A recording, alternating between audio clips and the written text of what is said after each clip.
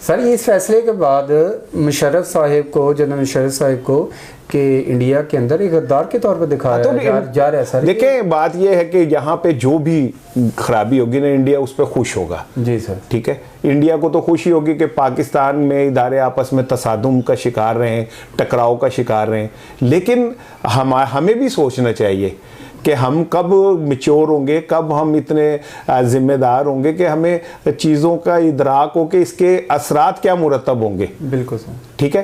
पाकिस्तान अभी भी हालत जंग में है। भारत की तरफ से मुझे ये खदशा है कि किसी टाइम भी कोई बड़ा ब्लंडर हो सकता है और खित्ते का जो अमन है वो ख़राब हो सकता है। ठीक है। दूसरी जानिब जो पाकिस्तान है वो इस वक्त अमेरिका और चीन की लड़ाई में पिस रहा है, दूसरी जानिब पाकिस्तान सऊदी अरब और ईरान की लड़ाई में पिस रहा है। तो इन हालात में तीसरी जानिब हम मईशत हमारी कुछ बेहतर होना शुरू हुई है। बिल्कुल ठीक है, अच्छे खबरें आनी शुरू हुई हैं।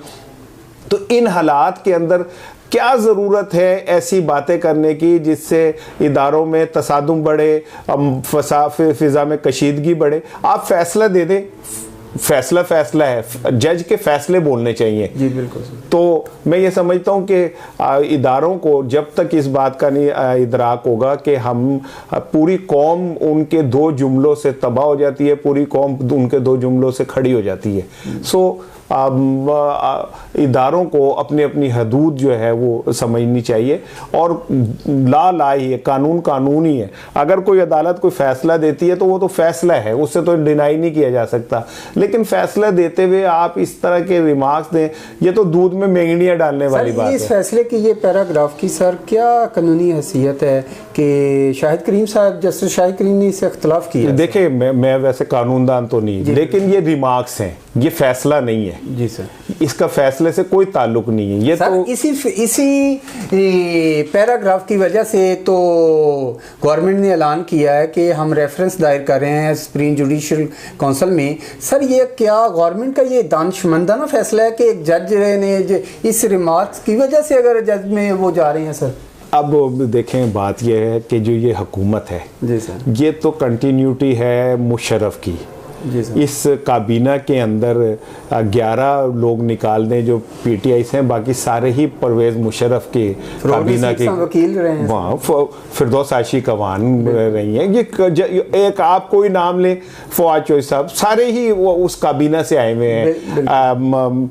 ब्रिगेडियर एजाज, तो ये सारे ही उसी का हिस्सा है। तो ये तो डिफेंड करेंगे। बिल्कुल सर, भाई ये नहीं करेंगे तो कौन करेगा और किस दिन के लिए इन्हें पाला है? बिल्कुल सर। लेकिन हुकूमत, इमरान खान इस टाइम सबसे ज्यादा बेचारे मुश्किल में है। इमरान खान जितने भी फैसले हो रहे हैं, जो कुछ भी हो रहा है, मेरा ये यकीन है कि इमरान खान उन फैसलों से खुश नहीं है, लेकिन वो मजबूर है। उन्हें पहली दफा पता चला कि क्रिकेट में अपनी धौंस धांधली जमाना कुछ और चीज है, हुकूमत के अंदर अपने फैसले करना कुछ और चीज है। ग्राउंड रियलिटीज चेंज हो जाती है। क्रिकेट ग्राउंड के अंदर जो हकीकत है वो कुछ और होती है और हुकूमत के अंदर कुछ और होती है। और इमरान खान मेरी नज़र में एक बेबस वज़ीर आज़म है।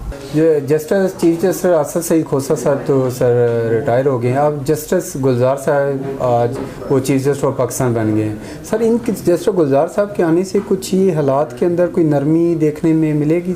अल्लाह करे, मेरी दुआ है कि ऐसा हो।